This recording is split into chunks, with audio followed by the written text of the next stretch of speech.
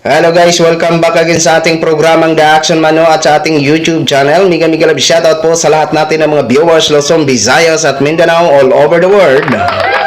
Ayan, muli po tayo nagbabalik sa ating panibagong video at panibagong reaction. Okay? So, excuse me. So ito mga ka-action, mga kakamping, no? So alam naman po natin ang mga DDS vlogger, hindi naman po natin nila lahat na talagang ano po yan, kumbaga parang mga wala ng respeto yan. Hindi naman natin nila lahat ha. Lalong-lalo na po ito si Maharlika nga na mahilig gumawa ng kwento. Na kahit wala naman talagang mga facts na kaya niyang patunayan, marami pa po talaga ang naniniwala sa kanyang mga kalukuhan. At alam natin yan, na pagkatapos nga ng live niya, is pinagtatawanan niya itong mga viewers niya kasi marami pa po ang kanyang nauuto. So, dito mga ka-action sa isang vlogger, more politics din po ang kanyang content dito kay Sir, no? Courtesy po sa video niyo po. Ayan, no? Dito po tila talagang kumbaga kung gaano ito ka rapsak magsalita si Maharlika. Ito talagang punto sa punto ito magsalita si Sir. Talagang durog na durog ka dito, Maharlika. Kung mapanood mo ito, Inday, talagang pasok gid ini sa imo kagusok-gusukan ang mga sasabihin sa'yo. Okay? So ito po, pakinggan po muna natin si Sir. Marcos Jr. binastos si Jose Rizal.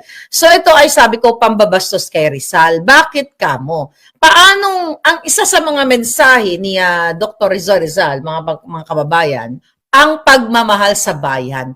Paano i-echo ni Bangag yung ginawang kabutihan ni Rizal na sinasabi ni Rizal, ang kabataan ay pag-asa ng bayan kung mismo siya ay leader ng pagiging addictus benedictus. Itinuro ni Rizal na mag-aral ang mga bata dahil ang mga kabataan ay mayroong malaking role sa lipunan. Ngayon, tignan mo, ang krimen. Taas, ang mga bata, ginagahasa ng mga bata din dahil mga sabog sila.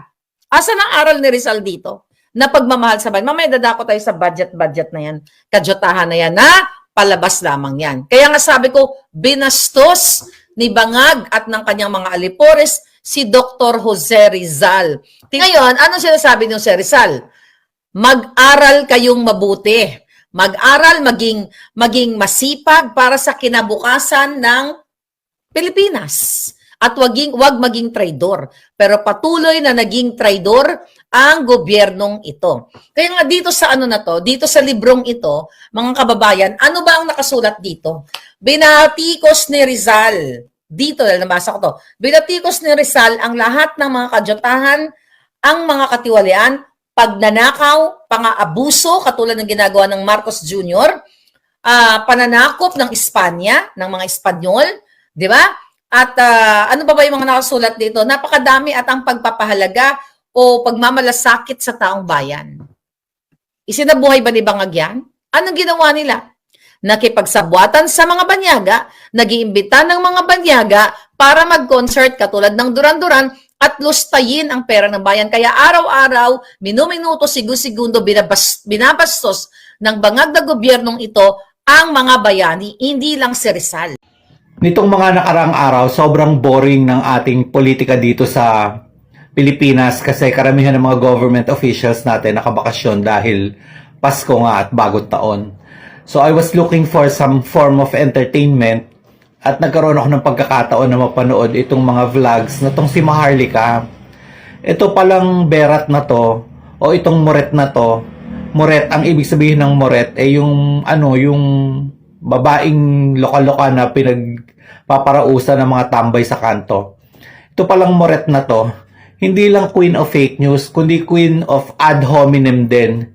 Kasi pag inanalyze mo yung mga sinasabi niya, talagang puro ad hominem. Ano ba yung ad hominem? Yung mga walang katotohanan na sinasabi, tapos hindi yung issue yung tinatakel, kung hindi yung mga personalities na kalaban niya. So wala talagang kwenta. Pagka inanalyze mo pa deeply yung mga sinasabi niya, parang hindi niya naiintindihan basic system of governance. Talagang hina-highlight niya lang yung mga sinasabi niya ng mga personal attack sa mga tao na kalaban niya. Tapos, hindi niya naman talaga naiintindihan yung mga issues on a deeper level.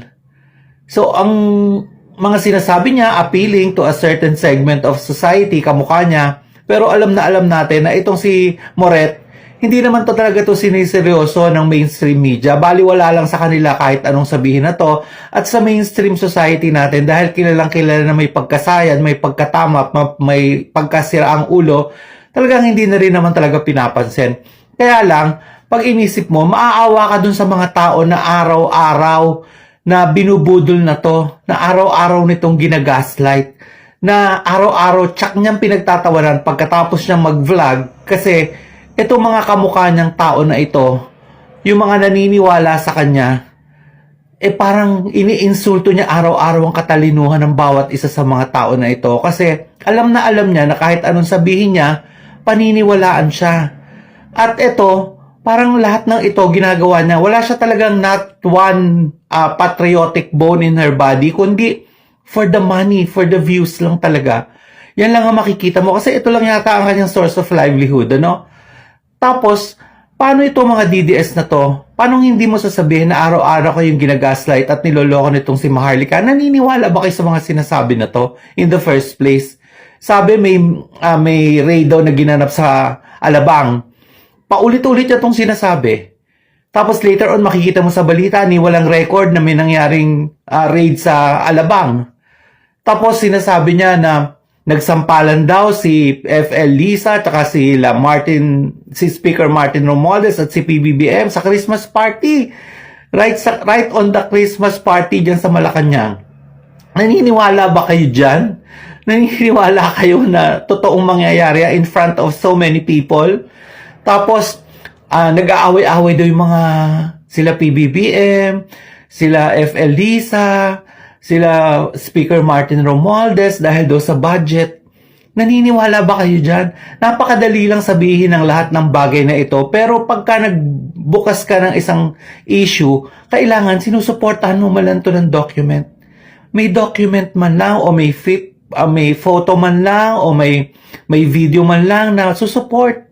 Hindi yung blindly, maniniwala na lang ang mga DDS na to na lahat ng sinasabi na to ay totoo. Paulit-ulit niya na itong napatunayan, di ba? Sinabi niya yung pulboronic video, paulit-ulit hanggang naipit na nga siya, nagpagawa na siya ng AI. Sinasabi niya na authenticated. Nasaan ang authentication? Sino nag-authenticate in the first place? Napakadaling sabihin mo lang ng lahat ng bagay na yan kahit alam mong walang katotohanan. Dahil alam mo, ito mga tao na iniinsulto mo, minamaliit mo ang katalinuhan araw-araw, alam na alam mo na maniniwala sa'yo. And I'm sure, pagkatapos ng video nito, tuwing nag-video ito at tuwing nagla-live ito, pinagtatawanan niya lahat ng tao na ito na nauuto niya. Nauuto niya para sa kanyang kabuhayan. So yun na ho mga ka-action, mga kakamping, no? Napakinggan na po natin at napanood na po natin ang lahat ng sinabi ni Sir at salute po ako sa kanyang mga sinabi. Tumugma po kasi ako mismo is makakapag-justify na talaga ang ilan sa mga banat ni Maharlika ay mga kwentong barbero lamang. Oo. Gumagawa siya ng mga kwento para lang sa kanyang sariling interest. Kumbaga, para sa kanyang kabuhayan. Kasi kabuhayan niya na yan. Diba? Tama po lahat yan. Sapul ka talaga dyan, Maharlika. Oo. Masakit man, pakinggan, pero totoo po yan, na yan talaga ang katotohanan sa mga vlog mo. Puro lang imbento, na wala namang credible talaga, o walang facts, na totoo ang kwento mo. Puro lang, minsan sasabihin mo pa, galing sa puting ahas, wala naman. Diba? Oh. Kaya yan ang dapat isa din siguro ito si Maharlika sa mapatawag dyan sa ano. Kasi alam nyo kasi mga ka-action, sa atin, hindi naman sa atin inaalis ng mga opisyales ng gobyerno na mag-criticize sa kanila. Basta related sa kanilang trabaho. Kung may mga mali sila at sa mga pondo, yan, binibigyan ho tayo ng authority at alam nila yan na talagang karapatan natin na mag-criticize sa kanila kapag mali na ang kanilang ginagawa. Pero sa mga personal na atake, kung baga mga personal na buhay ang papakialaman, talagang aalma ho talaga dyan ang opisyal. Minsan kasi dyan, si Maharlika, pampersonal atake. Hindi na ang issue kung hindi mga pampersonalan atake na. Di ba? Oh, malakas lang ang loob ni Maharlika kasi nasa ibang bansa. Pero kung nandito yan sa Pilipinas, so, ewan ko kung sasabihin niya yan lahat ng mga ginasabi niya. Alam ko, takot din yan umuwi. Takot yan, humarap dito si Maharlika, umuwi. Oh. Kasi sabi nga natin, baka mamaya pag umuwi yan, ako, ewan ko lang, dami ng galit kay Maharlika. Di ba? Oh, yan. Kumbaga, kahit gaano ka man diyang kagaling magbinuwa-buwa, may tao talagang susupalpal sa'yo. Di ba? So, yun lang ho, mga ka-action, mga kakamping, share ko lang ho sa inyo. Maraming salamat po sa ating mga viewers Luzon, Visayas at Mindanao all over the world. Ako po, ang inyong lingkod, si The Action Man. Have a good day, everyone. Beautiful.